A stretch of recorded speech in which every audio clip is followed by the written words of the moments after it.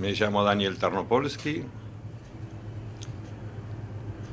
Nací el 26 de diciembre de 1957 en una familia judía porteña, típica de clase media, segunda y tercera generación de inmigrantes. Mi padre Hugo estudió química en La Plata. Mi padre desarrolló su carrera industrial, armó una fábrica con amigos de la facultad y con otra gente que conoció apenas terminó la facultad, una empresa que aún existe, se llama Síntesis Química. Y mi madre es psicopedagoga, es decir, mi madre, maestra especializada en niños con problemas de aprendizaje y filosofía y letras, se fue especializando y trabajando cada vez más, estudiando psicoanálisis, y ella y un montón de colegas otras terminaron armando la especialidad psicopedagogía que no existía en esos años, y terminaron creando la carrera de psicopedagogía en la UBA. En el seno de esa familia nacimos nosotros, mi hermano Sergio, que nació en mayo del 55, después nací yo en diciembre del 57, después Bettina, que nació en agosto del 60. Vivíamos en Flores, en Bogotá y Donato Álvarez, Caballito Límite Flores. Y de chiquitos fuimos todos a Jardín Infantes acá, al Yole Maraíjem.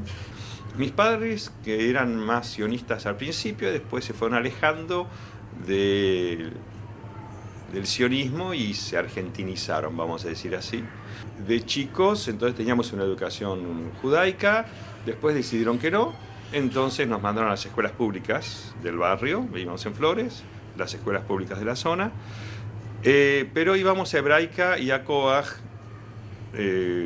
toda la semana, Hebraica durante la semana, fin de semana Coag. En esa época Hebraica no tenía sede afuera y a Coag no tenía sede en Capital. Y entonces era así, no éramos los únicos, había mucha gente.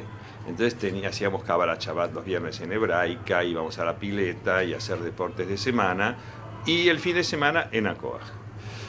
Entonces la actividad judía tenía que ver con la cultura, tenía que ver con lo social y con las fiestas familiares, pero no había vida religiosa prácticamente. Tal es así que yo hice el Bar Mitzvah a los 21 años, en Francia, ya exiliado, y tuve que hacer todo un trabajo interno muy largo, para poder diferenciarme de mi viejo, que ya estaba desaparecido. Es muy difícil poder pelearse con padres que no están. Éramos entonces una familia de Buenos Aires, con esa... mis padres habían estado del PC, ya no estaban más en el PC, pero en mi casa se transmitía esa ideología profundamente socialista y profundamente democrática, porque por eso se habían ido del PC, porque compartían la ideología económica, vamos a decir así, y filosófica, pero no el totalitarismo en lo cual se había transformado el Partido Comunista Argentino y los partidos comunistas de todo el mundo. Pero la ideología socialista era muy fuerte, y hasta la manera en que mis padres nos hablaban del trabajo, de la industria, de los obreros, del trabajo en los hospitales, de la sociedad, nos transmitían siempre eso, esa necesidad de colaborar, de ayudar. Lo fundamental que decía mi padre era: si todos están mejor, nosotros también vamos a estar mejor, que es exactamente lo opuesto de lo que piensa la mayor parte de la gente, por desgracia, en este país. Y esa fue nuestra infancia y adolescencia, y así fue que terminamos todos militando, algunos más, otros menos.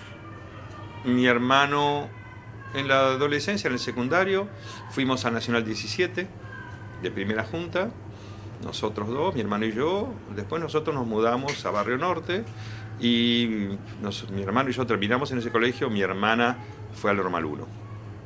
Y después, por razones de militancia, se pasó a Normal 11, en Barracas. Sí. El tema es que mi hermano empezó a militar, primero en diversos grupos trotskistas, hasta que terminó entrando en la Juventud Peronista Universitaria, cuando estaba en la universidad, y luego en la Juventud Peronista simplemente cuando pasó a ser conscripto. Yo milité un poco en diversos grupos de izquierda en la secundaria, y después dejé porque no me terminaba de convenir, y hacía militancia social en el barrio de San Telmo, trabajaba con los chicos de los inquilinatos de San Telmo, en ayuda escolar y recreación. Y mi hermana empezó a trabajar en la UES a los 14 años. Mi hermano se casó joven con Laura, que conoció en la universidad, que también era la Juventud Universitaria Peronista. Había mucha tensión en mi casa por estos temas de militancia y porque había mucha guerra ideológica. Mis hermanos se habían hecho peronistas, mis padres no eran peronistas y yo tampoco. Las peleas eran de todo tipo, discutíamos mucho y así llegamos al 75 y al 76, en que mi hermano entró a la Escuela de Mecánica de la Armada como conscripto y a la vez, como militaba en la Juventud Peronista, empezó a pasar información.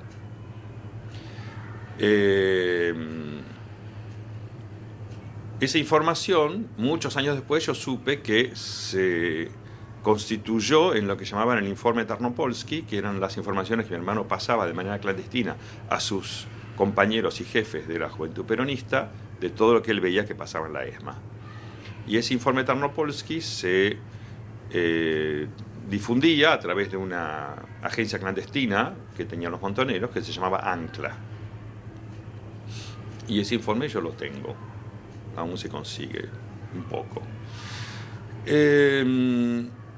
Principio de junio, creo que fue el 5 de junio del 76, una prima de mi padre, Patricia, pero que era mucho más joven que mi padre, era más bien casi de nuestra edad, un poquito mayor que nosotros. Patricia fue secuestrada, ella era también de Montoneros. Patricia fue secuestrada junto con otra cantidad de gente de arquitectura. Ella estudiaba arquitectura. Y ahí fue que mi padre me dijo que me fuera de casa. Debo explicar que todo el año 76, cuando empezaron los secuestros, por más, había secuestros en el 75, pero había muertes sobre todo por la AAA y había algunos secuestros, pero eran muy puntuales.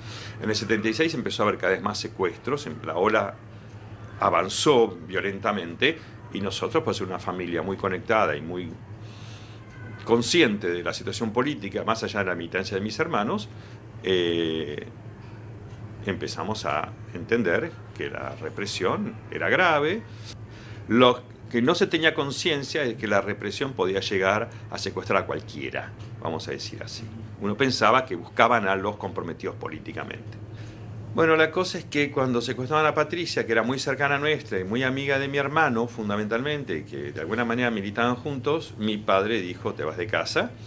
A Sergio quiso sacarlo del país, le ofreció sacarlo del país clandestinamente, porque mi padre fue consciente del peligro, y Sergio le dijo, yo soy un militante político y soy conscripto, yo no voy a desertar. Así que yo sigo mi vida, ustedes hagan la suya. Y mi padre le dijo a mi hermana, te vas a ir a vivir a lo de la abuela, porque así si vienen a buscarlos, se van a ir. Lo que no teníamos conciencia es cómo las cosas avanzaban, que mi hermano estaba pasando cada vez más información, que se había transformado en un espía, literalmente, para este concepto de guerra de esa época, y que mi hermano, según dicen las informaciones, terminó armando una bomba que puso en un cantero donde se formaban los conscriptos, los verdes, es decir, los estudiantes, eran los muchachos estudiantes de la escuela de suboficiales que cuidaban a los presos en el campo de concentración. Esa bomba fue descubierta. Esa bomba la colocó por orden de la superioridad montonera. Esa bomba fue descubierta y mi hermano fue secuestrado dentro de la propia escuela mecánica junto con otros 3 conscriptos, que eran los 4 conscriptos que tenían posibilidad que tenían acceso a esa zona. Porque esta bomba fue colocada en una maceta que estaba dentro de los edificios principales donde tenían acceso los comandantes, los diversos jefes y los suboficiales jefes y los conscriptos que trabajaban ahí. No era abierto. ¿Cómo se descubrió? Porque según dicen, según dicen, me dijo, las informaciones más precisas me las pasaron secuestrados, desaparecidos que luego fueron liberados. Fundamentalmente Marta Álvarez, que estuvo con... Marta Álvarez es una secuestrada y desaparecida que estuvo con mis familiares ahí. Los vio, estuvo con ellos. en esa época y me confirmó que estuvieron ahí. El gordo Alfredo, no me acuerdo el apellido, que también estuvo con ella. Y después otras personas que estuvieron detenidas y desaparecidas y que no los vieron, pero escucharon mucho hablar de ellos. E inclusive vieron un video, les proyectaron un video donde mi hermano se autodenunciaba. Un video que era usado bajo tortura para amenazar y decir, si vos no haces lo que yo digo, tu familia entera va a estar acá. Entonces usaban ese video donde mi hermano se autodenunciaba diciendo que había sido él el de la bomba. Secuestraron a 4 conscriptos en total hasta que mi hermano se autodenunció y liberaron a los otros. Según parece, al colocar la bomba en el cantero cayó tierra al piso y mi hermano no tuvo posibilidad de limpiarla suficientemente bien y un oficial o suboficial, alguien, se asombró de que estuviera sucio, que no podía ser que estuviera sucio ahí abajo. Entonces fue a ver qué pasaba en ese cantero donde había tierra en el piso y encontró la bomba. Y ahí empezó la redada. El tema es que, según me transmitió Miriam Lewin específicamente, que Miriam Lewin es una periodista que estuvo detenida mucho tiempo ahí, Miriam Lewin me transmitió que Acosta, que era el jefe de mi hermano y uno de los jefes del campo de concentración, cuando supo lo de la bomba, sintió que lo habían, entendió que había un espía adentro y que lo habían traicionado directamente a él, porque mi hermano trabajaba con Acosta directamente. Y entonces decidió que iba a ser una venganza completa y que si Sergio era el traidor, toda la familia de Sergio iba a pagar, porque así todos iban a entender de qué se trataba esto. Entonces, el secuestro de mi hermano creo que fue durante el día del 14 de julio. Tengo ahí un problemita de fechas. Hay quienes dicen que fue el 13, yo considero que fue el 14, no me queda claro. El tema es que Sergio llamó por teléfono a su casa el día 14 para decir que se quedaba de guardia, entonces que no se preocuparan. Yo ya no sé si ese llamado fue hecho bajo tortura o fue una guardia preparada para después chuparlos. Cosa que hacían muchas veces. Dejaban a los conscriptos de guardia. No salen, tienen guardia. Sí, era muy común. En el hospital militar también armaban guardias y después secuestraban a los médicos, a los enfermeros, no solamente a los conscriptos. Lo que me asombra es que mi hermano habló con, no sé si con su mujer o con su suegra, y no dijo nada, ni siquiera una palabra clave, no lanzó nada. Por eso a mí me da la impresión de que debía haber sido preparado y ese llamado fue hecho antes del secuestro. Si no, digo yo, reconstruyo, que mi hermano algo habría dicho, pero no fue así. Entonces mi cuñada se quedó muy tranquila en su casa, mis padres se quedaron muy tranquilos en casa, yo estaba afuera, mi hermana estaba afuera. ¿Vos dónde estabas? Yo estaba en casa de gente que nadie sabe. Vos ibas cambiando, mi hermana estaba en otro lado. Mi hermana estaba con mi abuela porque era muy chica, tenía 15 años. Entonces no tenía mucho dónde estar. En cambio yo ya tenía 18, estudiaba, trabajaba, era semi-independiente, y entonces yo estaba en casa de gente y mis padres no sabían dónde yo estaba. Y no lo tenían que saber. Esa era la condición. Yo estaba en casa de gente que no eran amigos de la familia, entonces no había cómo asociarlos.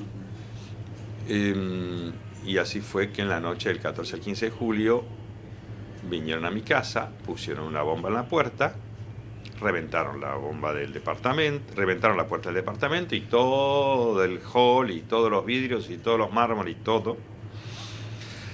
Entraron, torturaron a mis padres preguntando por mi hermana y por mí. Mis padres no pudieron decir dónde yo estaba, en cambio terminaron diciendo dónde estaba mi hermana. Se fueron con mis padres a la casa de mi abuela, obligaron a mi padre a pedir a mi abuela que abriera la puerta, eran como a las 3 de la mañana, metieron a mi abuela en un patio, se llevaron a mi hermana. El tema es que se fueron con mi hermana y con mis padres. Y la misma madrugada otro grupo de gente fue a buscar a mi cuñada a su casa en Floresta, secuestraron a mi cuñada y querían llevarse a la hermana de mi cuñada, que tenía la edad de un poquito menos que mi hermana. Le permitieron por suerte mostrar el DNI y confirmaron que no era Betina y no se la llevaron. Quiere decir que era otro grupo, porque mi hermana estaba secuestrada desde las 3 de la mañana y a las 6 de la mañana la seguían buscando por otro lado.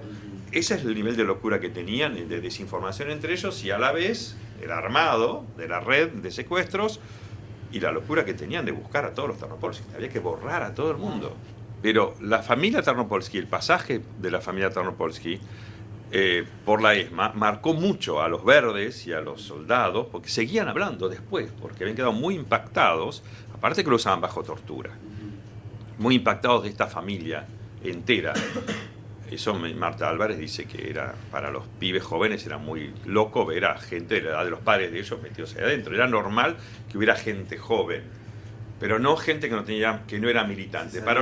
Se salía el patrón y se veía que no era, que era otra cosa. Acá se trataba de otro tema. Entonces mismo a los pibes ahí, a los soldados se les movía un poco el avispero de esta redada general a toda la gente, no solamente a los militantes. Y estaban muy locos porque no me tenían a mí. Pero a la vez, vamos a ser sinceros, muchos no me buscaron, porque hubieran podido encontrarme muy fácilmente. Porque no fueran a donde yo trabajaba, no fueron a la universidad, no siguieron a mi abuela, porque yo a mi abuela la vi al día siguiente. Entonces yo, en un momento de más, le dije a mi viejo, si a ustedes los secuestran, así como él me había dicho, andate de casa, que si vienen a buscar a los jóvenes se van a ir, yo le dije, si a ustedes los secuestran, ¿yo qué hago? ¿Le llegaste a decir eso? Sí. Entonces yo tuve una certeza, pero una certeza que venía, en ese momento yo pensaba que venía del realismo, de la realidad de lo que estaba pasando. Sí. Con los años, pienso que esa certeza venía de alguna sabiduría de otro lado. Que a mí me decían, a vos no te va a pasar nada, vos te vas a cuidar, vos vas a quedar vivo. Y después eso se transforma en vos tenés que testimoniar, vos tenés que transmitir. Sigo trabajando en la militancia, sigo trabajando por los juicios, sigo trabajando por la verdad, que por desgracia es una forma mía de tratar de armar el destino, de reconstruir y de buscar. La verdad, por desgracia, no la vamos a tener porque como los militares no hablan, nosotros seguimos sin tener la verdad. Reivindico mi lugar de judío en el mundo, en esta vida. No sé lo que habré sido antes, ni sé lo que seré después, pero en esta vida reivindico mi lugar de judío así, de esta manera como lo manejo yo. Judío del mundo, no judío de Israel. Y es muy probable que en parte la muerte de mis padres tenga que ver con el judaísmo. No todo, por supuesto, pero en parte sí. Muy probablemente. Por ser judíos, sí. De todas maneras hay otras familias enteras que fueron destruidas y no por ser judíos. Pero un elemento de racismo, antisemitismo, tiene que haber habido ahí adentro. Y entonces reivindico el judaísmo, por más que mi hermano lo negara. Gracias. Gracias a ustedes. Gracias.